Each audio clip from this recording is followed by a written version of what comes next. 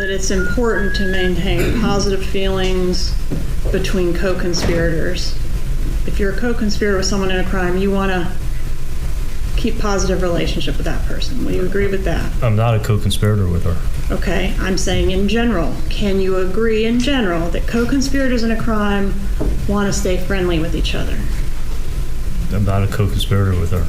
All right, can't agree to that. If a co-conspirator develops a motive to harm another one, that could be bad, right? If a co-conspirator, say it again. Say, a husband and wife do a murder together. And then 10 years later, they've gotten away with it, but 10 years later, they fall out. That could be a problem. Somebody might start talking, right? I was never part of a murder.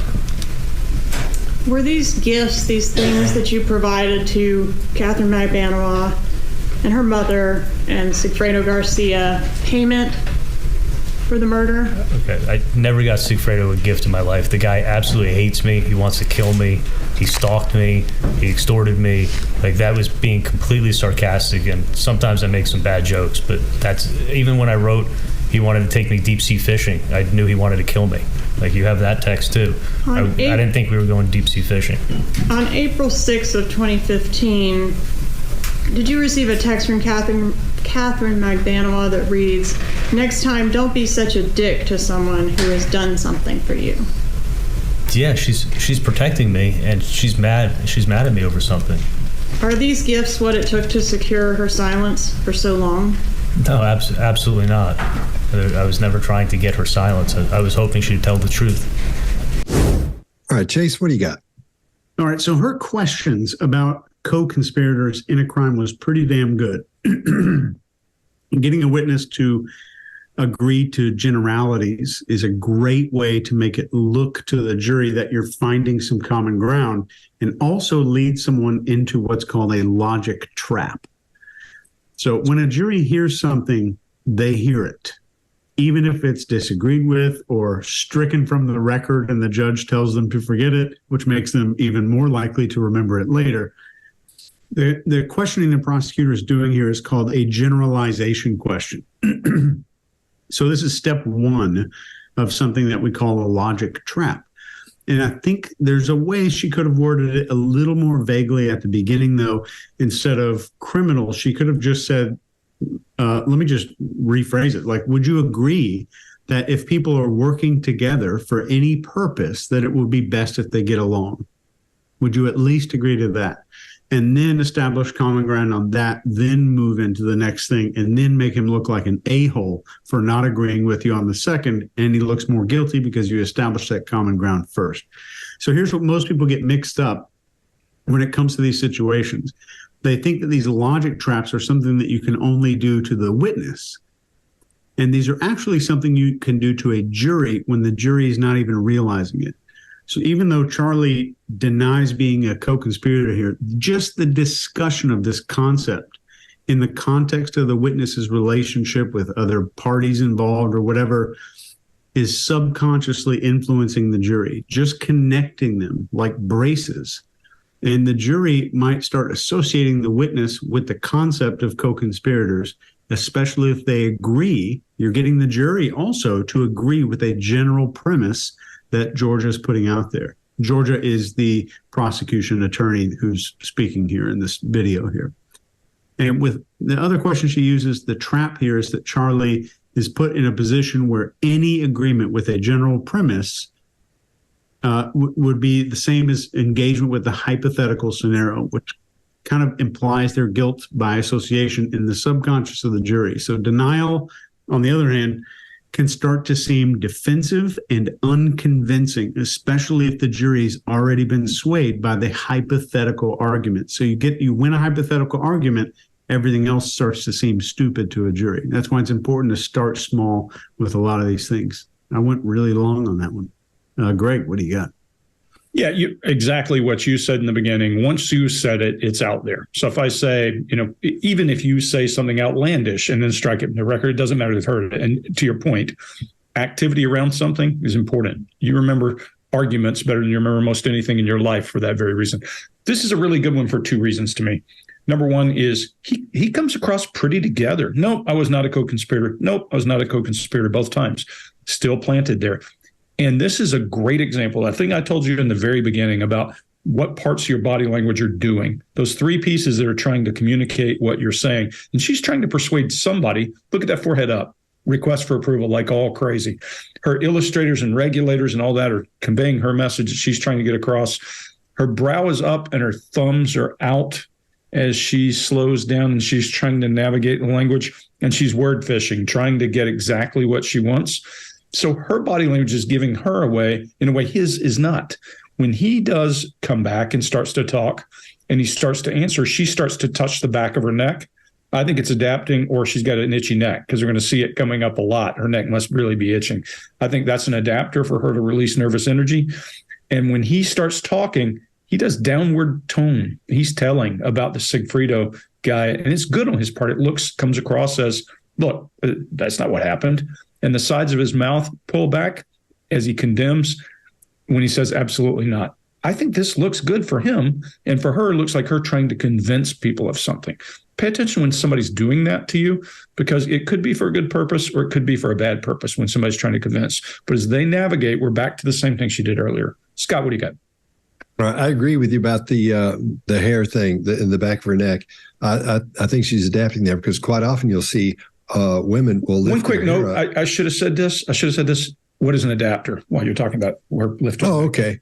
Adapters are the ways we get rid of that built up stress and tension. It's like sometimes people do this. You'll see someone talking and their hand will be down here and they'll see them doing that. Or they may just touch their face like that. That's a famous one you'll see on the news when people are being interviewed and things those do like that. They may stretch their arms, or they may jiggle their leg. When you see somebody jiggling their leg, that's what's going on. Everybody thinks, they're being deceptive. Not necessarily. It could just be stress. Most of the time it is. So adapters are things we use to get rid of that built up stress and tension. But like I was saying, Greg, I agree with you. When she puts her hand back there, I think quite often you'll see women do that when they're trying to get that heat off the back of her neck. I think she's actually angry with this guy. I think this has got her worked up. Not worked up, but I mean, I think she feels anger toward this guy. So that's why I think she needs to get that feeling to get rid of some of that heat back there. But it's by lifting up. Quite often people do that with their shirts, get a little bit of air down there and cool off some. And let me ask you something, Greg, now that we're talking back and forth. Is transference, that's yours, right? You came up with transference? I say we add that to the list of lies, because that is so obvious. I can't believe it's hadn't been added to the list and make it 7 instead of 6 different lies or ways to lie. I'm going to add it anyway when I talk about from now on. So that's the one you've coined. Another thing about this attorney, I think she's great because she's showing from a nonverbal perspective how confident she is. Look at her hands. Her fingers are never like this. Quite often when someone is not confident, you'll see that space close between their fingers. Their hands will sometimes curl up like this, and they'll talk and do things. But her fingers are always open. She knows she's got this. That's another thing that's so great about her, is that this is coming across to him. He knows, I think he knows he's in trouble, big trouble. I think he knows there's no way out of this, because she has all of it. And she's telling that by showing her confidence with all that space between, and not just a little bit. It's a lot. There's a lot going on there. So when you're talking with someone and you're asking them questions, or you're trying to find out someone you're interviewing for a job, even if they're confident enough, their hands are on the table, see how far apart their fingers are. And the more stressful it gets, the less space you'll see between those fingers. Mark, what do you got? Yeah, I think she was hoping for better out of this. I think she was hoping for a better result. And here's why. You're right, Chase. She does manage to place him in the vicinity of conspiracy, but she was looking for an agreement. And we see that with her hand movements back and forth with him, very direct, looking for, would you agree that? Would you agree that? She was looking for agreement. He doesn't go with that agreement. Yes, she's placed him as an adjunct conspiracy, but he's not agreeing with the concept. And so now, we do get spread fingers. She does look very confident, but she now moves from these direct to more watery, more fluid, more influential gestures. She now wants him to agree to be somewhere around the territory of it. And so we see these more fluid gestures. We haven't seen these from her before. She's usually very direct. And then after that, when again, it doesn't work, he doesn't agree. He gets all, he questions the very idea and concept that she's putting forward. And then the hand goes back. I think that's a sense of stress, disappointment. She wanted better out of this and she's not getting it.